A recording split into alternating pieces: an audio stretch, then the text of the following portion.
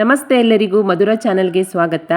ಇವತ್ತು ಯಾವುದೇ ಸಾಸ್ ಬಳಸದೆ ತುಂಬಾ ಸಿಂಪಲ್ಲಾಗಿ ಎಗ್ ರೈಸ್ ರೆಸಿಪಿಯನ್ನು ನಿಮ್ಮ ಜೊತೆ ಶೇರ್ ಮಾಡ್ತಾ ಇದ್ದೇನೆ. ಹೇಗೆ ಮಾಡೋದು ಅಂತ ನೋಡೋಣ ಬನ್ನಿ. ಮೊದಲಿಗೆ ಸ್ಟವ್ ಆನ್ ಮಾಡಿಬಿಟ್ಟು ಒಂದು ಪಾತ್ರೆಯನ್ನು ಇಟ್ಕೊಳ್ತಾ ಇದ್ದೇನೆ.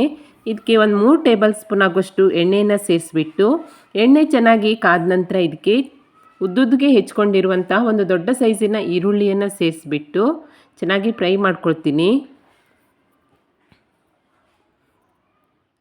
ಈರುಳ್ಳಿ ಸ್ವಲ್ಪ ಫ್ರೈ ಆದ ನಂತರ ಇದಕ್ಕೆ ಹೆಚ್ಕೊಂಡಿರುವಂತಹ ಒಂದು ಹಸಿಮೆಣಸು ಹಾಗೆ 1 ಟೇಬಲ್ ಸ್ಪೂನ್ ಆಗುವಷ್ಟು ಶುಂಠಿ ಬೆಳ್ಳುಳ್ಳಿ ಪೇಸ್ಟನ್ನು ಸೇರಿಸ್ಕೊಳ್ತಾ ಇದ್ದೇನೆ. ನಂತರ ಇದು ಪೇಸ್ಟಿನ ಹಸಿ ವಾಸನೆ ಹೋಗೋ ತನಕ ಚೆನ್ನಾಗಿ ಇದನ್ನು ಫ್ರೈ ಮಾಡ್ಕೊಳ್ತೀನಿ. ಈರುಳ್ಳಿ ಫ್ರೈ ಆದ ನಂತರ ಇದಕ್ಕೆ ಹೆಚ್ಕೊಂಡಿರುವಂತಹ ಒಂದು ಟೊಮೆಟೊವನ್ನು ಸೇರಿಸ್ಬಿಟ್ಟು ಸ್ವಲ್ಪ ಫ್ರೈ ಮಾಡ್ಕೊಳ್ತೀನಿ.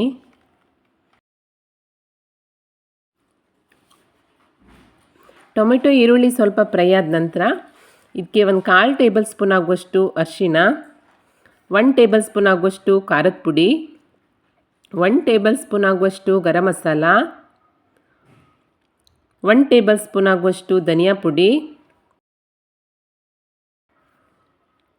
ರುಚಿಗೆ ತಕ್ಕಷ್ಟು ಉಪ್ಪು, ಇದಿಷ್ಟನ್ನು ಸೇರಿಸ್ಬಿಟ್ಟು ಟೊಮೆಟೊ ಈರುಳ್ಳಿ ಪೂರ್ತಿಯಾಗಿ ಮೆತ್ತಗಾಗೋ ತನಕ ಇದನ್ನು ಚೆನ್ನಾಗಿ ಫ್ರೈ ಮಾಡ್ಕೊಳ್ತೀನಿ.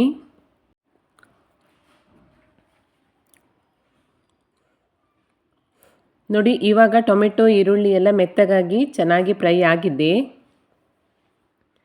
ಇದನ್ನು ಇವಾಗ ನಾನು ಇಲ್ಲೇ ಪಾತ್ರೆಯ ಸೈಡಿಗೆ ತಳ್ಕೊಳ್ತೀನಿ. ನಂತರ ಇದಕ್ಕೆ ಒಂದು 4 ಮೊಟ್ಟೆಯನ್ನು ಒಡೆದ್ಬಿಟ್ಟು ಸೇರಿಸ್ಕೊಳ್ತೀನಿ.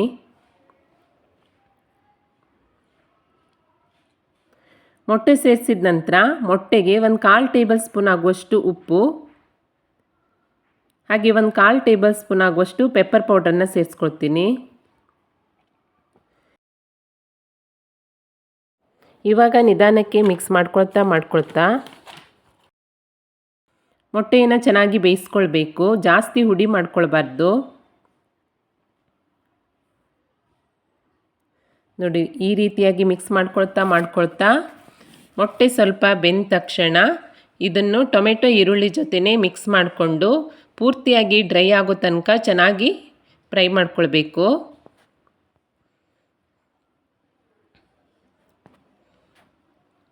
ಯಾವುದೇ ಸಾಸನ್ನು ಬಳಸದೆ ಸಿಂಪಲ್ ಆದ ಮಸಾಲೆಗಳ ಜೊತೆಗೆ ರುಚಿಕರವಾದ ಎಗ್ ರೈಸನ್ನು ಮಾಡ್ಕೊಳ್ಬೋದು. ನೋಡಿ, ಇವಾಗ ಪೂರ್ತಿಯಾಗಿ ಡ್ರೈ ಆಗಿದೆ. ಇದಕ್ಕೆ ನಾನು ಮಾಡಿ ಇಟ್ಕೊಂಡಿರುವಂತಹ ಅನ್ನವನ್ನು ಸೇರಿಸ್ಕೊಳ್ತೀನಿ.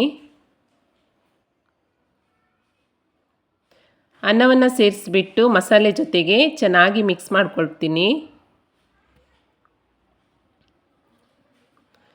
ನೋಡಿ, ಈ ರೀತಿಯಾಗಿ ಮಿಕ್ಸ್ ಮಾಡ್ಕೊಂಡಿದ್ದೀನಿ.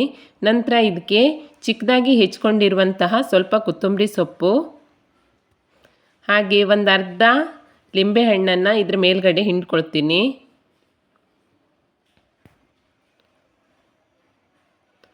ಕೊತ್ತಂಬರಿ ಸೊಪ್ಪು ಮತ್ತು ಲಿಂಬೆ ರಸವನ್ನು ಸೇರಿಸಿದ ನಂತರ ಒಮ್ಮೆ ಚೆನ್ನಾಗಿ ಮಿಕ್ಸ್ ಮಾಡಿಕೊಂಡ್ರೆ ರುಚಿಯಾದ ಯಾವುದೇ ಸಾಸ್ ಬಳಸದ ಸಿಂಪಲ್ ಎಗ್ ರೈಸ್ ರೆಡಿಯಾಗುತ್ತೆ.